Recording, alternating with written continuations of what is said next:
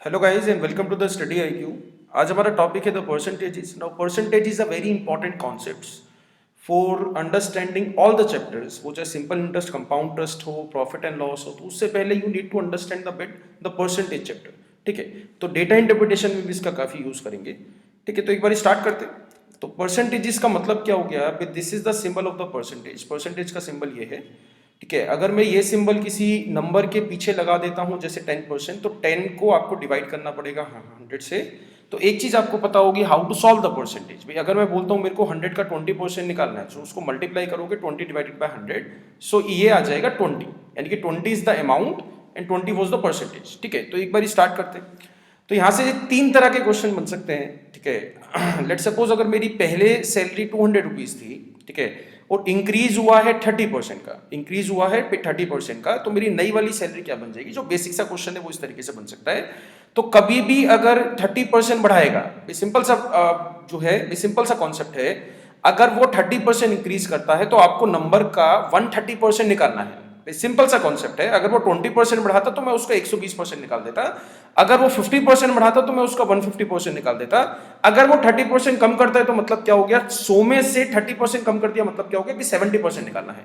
तो जितना भी परसेंटेज इंक्रीज होगा तो 100 में प्लस करना है, डिक्रीज होगा तो 100 में से आपको भाई माइनस भी करना है। सो एक कॉन्सेप्ट तो ये है। सो एक क्वेश्चन कर लेते हैं भाई, अगर मेरे को 300 रुपयों को 40% से इंक्रीज करना है, 40% से इंक्रीज करना है, तो मेरे को 300 का 140% निकालना है। This thing is clear. तो मेरे को उसका 140% निकालना है। 140% निकालोगे तो क्या आ जाएगा? 420। 420 इज द अमाउंट। ठीक है, इसमें जो दूसरा क्वेश्चन बन जाता है, अगर मेरी पहले वाली सैलरी, ठीक है, लेट सपोज अगर मेरी पहले वाली सैलरी जो थी 120 रुपीज थी, अगर मेरी पहले वाली सैलरी 120 रुपीज थी और मेरी नई वाली जो सैलरी है वो 144 रुपीज है, ठीक है, जो नई वाली सैलरी है वो 144 रुपीज है, तो कितने परसेंट का इंक्रीज हुआ है? Now this is the most important, percentage growth. Now ये जो चीज है ये काफी ज्यादा यूज करेंगे डेटा इंटरप्रिटेशन में, या परसेंटेज के क्वेश्चंस में भी इसको यूज किया जाएगा। 120 था, 120 का 144 बन गया, तो इंक्रीज हुआ है भी 24 का। भाई 24 रुपए बढ़े हैं ना, 24 रुपए बढ़े हैं, 24% नहीं बढ़ी है। अब ये 24 रुपीज जो बढ़े हैं वो 120 पे बढ़े हैं, तो परसेंटेज आपको 120 पे निकालनी है, 144 पे नहीं निकालनी है। अगेन रिपीट कर देता हूं, जितना भी इंक्रीज या डिक्रीज होगा वो किस पे निकालते हैं? जो पहले वाली अमाउंट है जिस पे इंक्रीज या डिक्रीज हुआ है। तो यहां पे 120 पे 24 रुपए इंक्रीज हुए थे, तो परसेंटेज हम कैसे निकालते हैं? 24 को डिवाइड किससे कर दूंगा? जिस पे इंक्रीज हुआ था 120 से, मल्टीप्लाई बाय 100। तो यहां से आंसर क्या मिल जाएगा? ये कट गया 0 से 0, ये चला जाएगा 2 पे, तो 2 मल्टीप्लाई 10, आंसर वुड बी 20% का इंक्रीज मिला है। So how to find the percentage, ये आपको समझ में आ गया। 24 रुपए बढ़े थे वो 120 पे बढ़े थे, तो 24 जो रुपए बढ़े हैं वो 120 पे बढ़े हैं। जो जो अमाउंट बढ़ी है वो आएगी ऊपर, और जिस अमाउंट पे बढ़ी है वो आएगी नीचे। 24 रुपए बढ़े थे, 120 पे बढ़े थे, मल्टीप्लाई बाय 100, तो आंसर क्या है? 20% इज द राइट आंसर। ठीक है, एक और क्वेश्चन बन सकता है, जैसे पहले वाली सैलरी आपको नहीं पता है, यानी कि पहले वाली सैलरी जो है वो नहीं पता है, बट उसने बोल दिया कि 40% का इंक्रीज मिला है। 40% का इंक्रीज मिलने के बाद जो सैलरी है वो 490 रुपए बन जाती है। फाइन, पहले वाली सैलरी आपको नहीं पता है, बट परसेंटेज इंक्रीज पता है कि 40% था, तो जो नई वाली सैलरी है वो 490 रुपए बन गई है। तो ये वाली वैल्यू आपको निकालनी है कि पहले वाली सैलरी क्या थी। तो ये दोनों क्वेश्चन जो है, जो मैं इनिशियली करा रहा था, ये दोनों क्वेश्चन जो है सेम है। ये दोनों क्वेश्चन जो है सेम है। इसमें बाद वाली वैल्यू निकालनी थी, इसमें बाद वाली वैल्यू दी है, पहले वाली वैल्यू आपको निकालनी है। तो लेट सपोज पहले वाली वैल्यू जो है x है, मान लेते हैं कि पहले वाली जो भी वैल्यू है वो x है। तो अगर 40% बढ़ाया है मैंने, किसका बढ़ाया है? भी x का बढ़ाया है। x का 40% बढ़ाने के बाद क्या मिल गया आपको? 490। तो x का 40% बढ़ाने का मतलब क्या हो गया? मेरे को x का 140% निकालना है। इसका मतलब क्या हो गया? मेरे को x का 140% निकालना है। वो किसके बराबर होगा? 490 के बराबर होगा।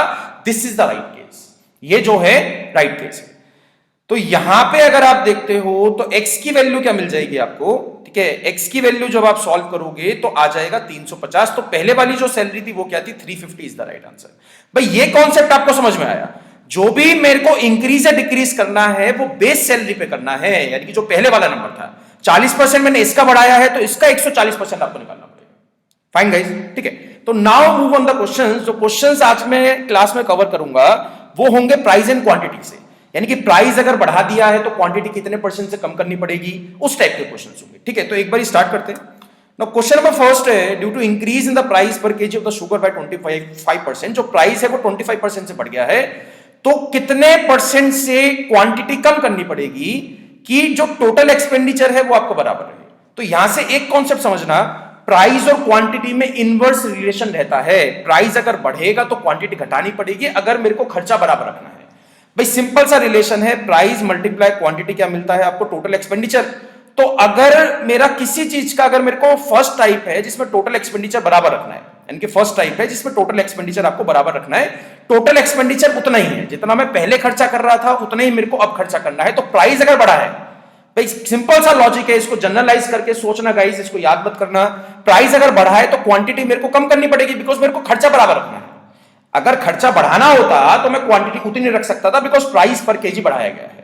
तो सिंपल सा लॉजिक है, अगर प्राइस बढ़ेगा तो क्वांटिटी आपको कम करनी पड़ेगी, प्राइस अगर घटेगा तो क्वांटिटी हम ज्यादा ला सकते हैं। ठीक है, तो यहां पे इन क्वेश्चंस को मेरे को किस तरीके से सॉल्व करना है, भाई वी नो द कॉन्सेप्ट कि प्राइस को अगर मैं क्वांटिटी के साथ मल्टीप्लाई करता हूं तो मेरे को टोटल एक्सपेंडिचर मिल जाता है। नाउ फर्स्ट टाइप जो करा रहा हूं उसमें क्या है, जिसमें टोटल एक्सपेंडिचर बराबर रहेगा।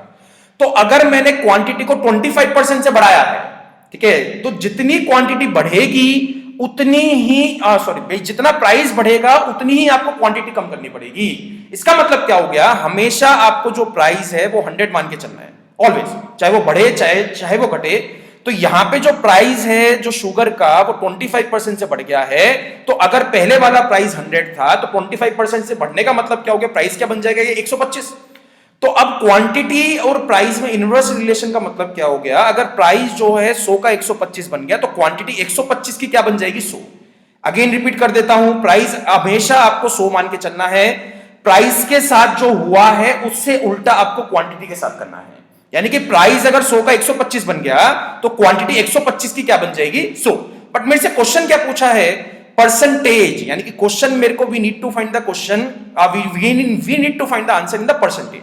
तो यहां पे 125 था, 125 का 100 बन गया तो 25 कम हुआ है, तो 25 कम हुआ है, तो 25 किस पे कम हुआ है, 125 पे कम हुआ है। तो 25 125 पे कम हुआ है, तो परसेंटेज कैसे निकाल सकते हैं, 25 डिवाइडेड बाय 125, मल्टीप्लाई किससे कर दोगे, 100 से, तो ये कट जाएगा 1 और ये आ जाएगा 5 इसको काट देगा 20 पे, तो आंसर क्या आ गया, 20% इज द राइट आंसर। मतलब जो क्वांटिटी है वो 20% से आपको कम करनी पड़ेगी। आई होप ये आपको समझ में आया होगा। अगेन एक बार ही मैं फिर से बता देता हूं, प्राइस हमेशा आपको 100 मान के चलना है, क्वांटिटी जो है प्राइस से उल्टा बन जाएगी, प्राइस के साथ जो हुआ है उससे उल्टा आपको क्वांटिटी के साथ करना है, परसेंटेज में आंसर निकाल देना है। ठीक है, इसी टाइप का वन मोर क्वेश्चन यहां पे आपको दिया है, due to increase in the price per KG of the sugar by 25%, यहां पे प्राइस जो है वो डिक्रीज हुआ है, प्राइस जो है वो इंक्रीज नहीं हुआ है, प्राइस जो है डिक्रीज हुआ है। By how much percent a housewife should increase the quantity so that the total expenditure remain same. अब अगर प्राइस घटा है तो मैं ज्यादा माल ला सकता हूं भी सेम एक्सपेंडिचर में, भी जितना खर्चा मैं पहले कर रहा था अगर मेरे को उतना ही खर्चा अब करना है, तो प्राइस अगर किसी चीज का पर केजी कम हुआ है तो मेरे को ज्यादा किलो मिल सकते हैं ना। तो कॉन्सेप्ट वही रहेगा, प्राइस मल्टीप्लाई क्वांटिटी, इसको मैं किसके बराबर रख सकता हूं, टोटल एक्सपेंडिचर।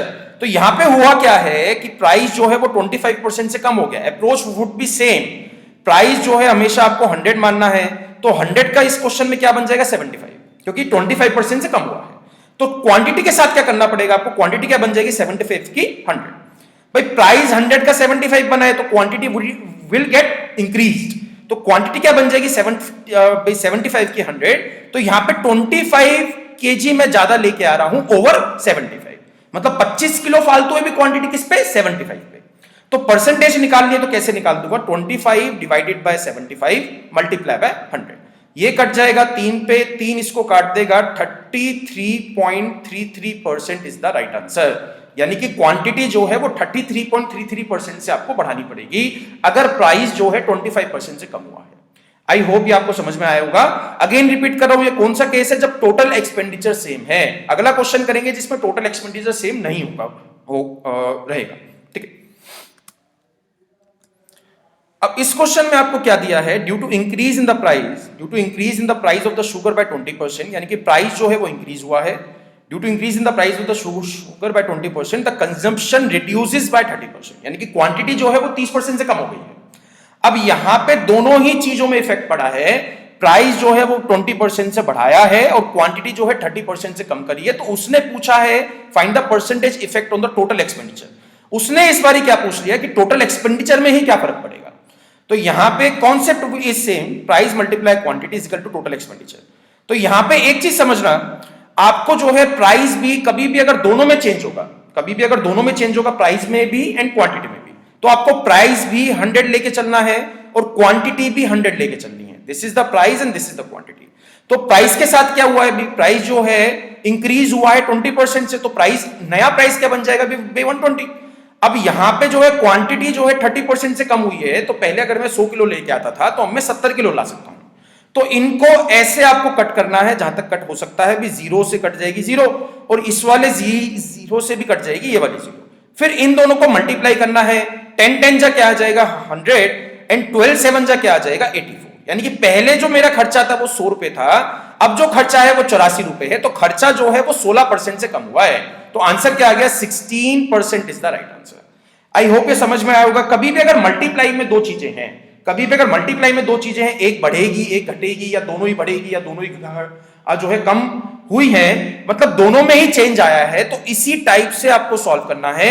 दोनों ही चीजों को क्या मानना है 100 100, फिर जो है इंडिविजुअल चेंजेस निकाल के फिर परसेंटेज आपको निकालनी है।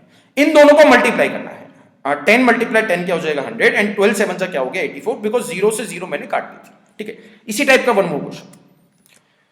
हाँ, तो ये आ गई इसकी एप्लीकेशन जो अभी हमने किया था, उसको अप्लाई हम कैसे कैसे क्वेश्चन में कर सकते हैं। If the side of a square, यानी कि एक स्क्वायर दिया है, ठीक है, एक स्क्वायर दिया है, स्क्वायर की साइड जो है वो मैंने 10% से बढ़ा दी है। मतलब पहले अगर जो है x था तो अब 10% बढ़ा हुआ है, मतलब x का 10% बढ़ाने के बाद नई वाली साइड मिली है। तो इसने पूछा what is the effective change in the area, area में कितने परसेंट का चेंज आएगा। तो सेम क्वेश्चन है भी, जो मैं साइड जो मैं एरिया है, एरिया में कैसे निकालता हूं, तो एरिया में निकालता हूं x मल्टीप्लाई x करके, स्क्वायर का एरिया यानी कि साइड का स्क्वायर। तो यहां पे जो साइड है वो दो बार ही मल्टीप्लाई हुई है, तो दोनों साइडों को आपको क्या मानना है 100 100, यानी कि दोनों ही जो ये मल्टीप्लाई हुआ है ना, ये everything should be let it be 100, हर एक चीज आपको 100 100 माननी है, फिर इंडिविजुअल चेंज करना है। तो यहां पे side of A square increase by 10%, तो यहां पे 100 था तो अब क्या बन जाएगा 110, यहां पे भी 100 था, यहां पे भी क्या बन जाएगा 110, 0 से कट जाएगी 0 यहां पे और इस वाली 0 से कट जाएगी ये वाली 0। तो 10 10 जा क्या आ गया 100 और यहां पे मल्टीप्लाई करोगे क्या आ जाएगा 121। तो पहले वाला जो एरिया था वो था 100, नए वाला जो एरिया है वो है 121, तो 21% का इंक्रीज हुआ है। तो 21% का increase is the right answer. ठीक है, इसकी एप्लीकेशन में आपको कराऊंगा, डिफरेंट क्वेश्चंस कराऊंगा कि कैसे कैसे इस्तेमाल किया जा सकता है। ठीक है, वन मोर क्वेश्चन। अब इस वाले क्वेश्चन में आ गया, now this is the most famous question, हर एक एग्जाम में आपको मिल जाएगा। If the radius of the circle is increase by 25% से रेडियस मैंने इंक्रीज करा है, then find the area of the circle increase by, then find the percentage in the area increased by. तो यहां पे जो है एरिया में कैसे निकालता हूं, सर्कल का जो एरिया है वो मैं कैसे निकालता हूं, पाई आर स्क्वायर। अब जब मैं अगर बढ़े वाले जो आपका रेडियस जो है 25% से बढ़ाया है, तो पाई की वैल्यू तो चेंज नहीं हुई है। ठीक है, पाई की वैल्यू तो चेंज नहीं हुई है, इसको मैं ऐसे लिख देता हूं, पाई मल्टीप्लाई आर, आर जो है 2 टाइम्स मल्टीप्लाई हुआ है। तो यहां पे आपको क्या करना है, पाई को मैं निग्लेक्ट कर सकता हूं, पाई को इग्नोर कर सकता हूं, बिकॉज पाई जो है दोनों ही एरियाज में बराबर वैल्यू रहेगी। पाई में कुछ भी 1% का फर्क नहीं आया है, फर्क जो आया है वो रेडियस में फर्क आया है। तो यहां पे एक रेडियस मान लो क्या आ जाएगा 100, दूसरा वाला भी रेडियस क्या मान लोगे 100, 200 क्यों माने, बिकॉज यहां पे दो बारी मल्टीप्लाई हुआ है। तो पहले वाले 100 के साथ क्या होगा 125, क्योंकि 25% से बड़ा है। दूसरे वाले 100 के साथ भी क्या होगा 125, तो ये 25 से काट सकते भी। 25 4 जा क्या हो गया 100, 25 5 जा क्या हो गया 125, 25 4 जा क्या हो गया 100, 25 5 जा क्या हो गया 125। तो यहां पे इन दोनों को मल्टीप्लाई करना है, 4 4 जा क्या हो जाएगा 16, और यहां पे इन दोनों को मल्टीप्लाई करना है, 5 5 जा क्या हो जाएगा 25। तो यहां पे जो इंक्रीज हुआ है, यहां पे जो इंक्रीज है अगर आप देखते हो तो 16 का 25 बन गया है, 16 का भी 25 बन गया है, तो इंक्रीज हुआ है 9 का। तो 9 जो एरिया है वो 16 पे बढ़ा है, बिकॉज 16 से मैं कंपेयर कर रहा हूं। तो 9 डिवाइडेड बाय 16 मल्टीप्लाई बाय 100, ये आंसर बन जाएगा। इसकी अप्रॉक्स वैल्यू निकालोगे तो 56.25 आपका आ जाएगा आंसर, जब इसको सॉल्व करोगे। तो आंसर क्या आ गया 56.25। ठीक है, वही इसी टाइप का वन मोर क्वेश्चन। यहां पे अगर आप देखते हो, if the radius is increase bye 10%, ठीक है, if the radius is increase bye 10% and the height is decrease by the 20% of the cylinder. अब यहां पे बन गया भी सिलेंडर, सिलेंडर का जो वॉल्यूम होता है वो मैं कैसे निकालता हूं, सिलेंडर का वॉल्यूम निकालते हैं, ठीक है, 1/पाई आर स्क्वायर एच। जो सिलेंडर का वॉल्यूम निकालते हैं वो कैसे निकालते हैं, पाई आर स्क्वायर एच। यहां पे भी पाई तो सेम रहेगा, पाई में बिकॉज मैंने इंक्रीज नहीं करा है, तो यहां पे pi multiply R multiply H. Radius जो है वो 10% से बढ़ाया है और जो हाइट है वो 20% से कम करी है। तो यहां पे तीन वैल्यूज है ना, जो मल्टीप्लाई में है बेसिकली तीन वैल्यूज है, बिकॉज पाई तो सेम है तो पाई को मैं इग्नोर कर सकता हूं। तो यहां पे आपको 3 बारी 100 लेना पड़ेगा, 2 तो रेडियस के लिए और 1 100 जो है वो हाइट के लिए। तो यहां पे रेडियस के साथ क्या हुआ है, 100 का क्या बन जाएगा 110, यहां पे 100 का क्या बन जाएगा 110, और यहां पे क्या हुआ है, the height is decrease by 20%, तो हाइट क्या हो जाएगी 100 की 80। अब कट कर देते हैं, तो ये कट गया इससे, ये कट जाएगा इससे और ये कट जाएगा इससे, तो 10 मल्टीप्लाई 10 क्या आ जाएगा 1000। और यहां पे जब सॉल्व करोगे, ठीक है, 11 मल्टीप्लाई 8 क्या बन जाएगा, यहां पे आपको निकालना है 11 मल्टीप्लाई 8 क्या आ जाएगा 968। तो पहले जो एरिया था वो था 1000, सॉरी, जो पहले भी वॉल्यूम था वो था 1000 और जो नया वॉल्यूम आया है वो आया 968। तो यहां पे कितने परसेंट का कम हुआ है वो आपको निकालना है, कितने परसेंट से वॉल्यूम कम हुआ है।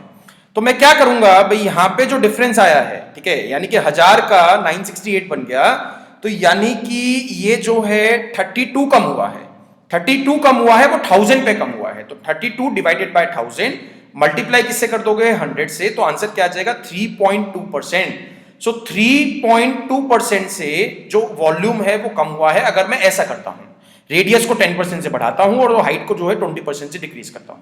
तो आंसर क्या आ गया 3.2% इज द राइट आंसर, ठीक है भाई। वन मोर क्वेश्चन, अब इस वाले क्वेश्चन में now this is a one more question जिसमें मैं एप्लीकेशन यूज कर सकता हूं प्राइस एंड क्वांटिटी वाले की। Due to decrease in the price of the sugar by 20%, a man can buy 4 kg more for ₹80। यानी कि वो 80 रुपए ही पहले खर्च करता था, 80 रुपए ही अब खर्च करता है, बट जब मैंने 20% से प्राइस कम करा तो मैं 4 किलो ज्यादा ला पाता हूं। भाई सिंपल सा केस है, पहले भी मैं 80 रुपए लगाता था, अब भी मैं 80 रुपए ही खर्च करता हूं, बट प्राइस अगर 20% से कम होता है तो मैं 4 किलो ज्यादा जो है लेके आ पाता हूं। तो ओरिजिनल प्राइस क्या था पर केजी इन रुपीज, तो यहां पे परसेंटेज आपसे नहीं पूछी, अभी एग्जैक्ट वैल्यू पूछी है, original price per kg in rupees. तो क्वेश्चन कौन सा है जिसमें टोटल एक्सपेंडिचर सेम है, जिसमें टोटल एक्सपेंडिचर सेम है, तो मैं इसको कैसे करूंगा, प्राइस को मैं क्या मान लूंगा, फिर प्राइस को मान लोगे आप, लेट सपोज 100 है, तो 100 का 20% कम होने का मतलब क्या हो गया, बन जाएगा 80। तो क्वांटिटी में फर्क क्या आएगा, तो क्वांटिटी क्या बन जाएगी 80 की 100। ना इसके बाद भी ध्यान से सुनना, यहां पे 80 का 100 बन गया है तो 20 कम हुआ है, 20 किलो पे जो है क्वांटिटी जो है वो 80 की 100 बन गई है, तो मैं 20 किलो ज्यादा लेके आ पाता हूं। अभी मैं अपने हिसाब से जब चेक करता हूं, जो मैंने अज्यूम करा था उसके हिसाब से 20 किलो ज्यादा लेके आ पाता हूं, बट क्वेश्चन में क्या दिया है कि आपको 4 किलो ज्यादा लेके आना है। तो 20 का 4 मैं किससे डिवाइड करके बनाऊंगा, भाई 20 का 4 बनाना पड़ेगा ना, बिकॉज हमारे हिसाब से तो 20 निकलता है, बट उनके हिसाब से 4 जो है 4 न बचना चाहिए, 4 जो है ज्यादा लेके आना चाहिए। तो यहां पे 20 का 4 बनाना है तो डिवाइड किससे करोगे आप 5 से, तो इसको 5 से करा है तो इसको भी 5 से करना पड़ेगा और इसको भी 5 से करना पड़ेगा। यानी कि पहले वो 16 kg लेके आता था और अब वो 20 kg लेके आता है। तो अगर मैं, उसने पूछा है then find the original price per kg, तो अगर मैं 16 किलो माल, भाई अगर मैं 16 kg स्टॉक 80 रुपीज में लेके आया, बिकॉज उसने प्राइस क्या दिया है 80 रुपए, अगर मैं 16 kg 80 रुपीज में लेके आया तो पर केजी प्राइस का निकल आएगा 80 divided by 16, so answer would be 5 rupees per KG. Answer क्या आ जाएगा 5 रुपए पर केजी, यानी कि 5 is the right answer. Question is clear. तो यहां पे जस्ट हमने उसी कॉन्सेप्ट को थोड़ा सा चेंज कर दिया है। परसेंटेज निकालने के लिए नहीं कहा गया था, यहां पे आपको ओरिजिनल प्राइस पर केजी निकालना था इन रुपीज। तो हमारे हिसाब से 20 बनता था, बट उनके हिसाब से 4 बनाना है, तो 20 का मैं 4 कैसे बना सकता हूं, डिवाइड करना पड़ेगा 5 से, तो इसको भी 5 से करोगे और उसको भी 5 से करोगे, ठीक है। इसी टाइप का वन मोर क्वेश्चन। अब इस वाले क्वेश्चन में आपको दिया है due to increase in the price of the sugar by 30%, यानी कि जो प्राइस है वो मैंने 30% से बढ़ा दिया है, अ man can bye 6 kg less for ₹520।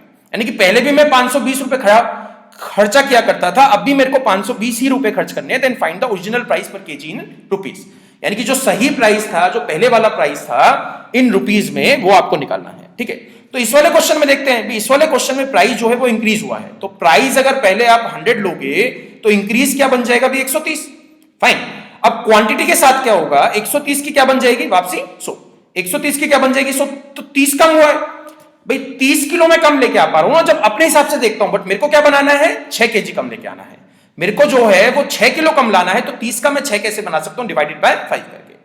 तो यहां पे 5 से करा है, तो यहां पे भी आपको 5 से करना पड़ेगा, और यहां पे भी आपको 5 से करना पड़ेगा, ये कट जाएगा 26 पे और ये कट जाएगा 20 पे।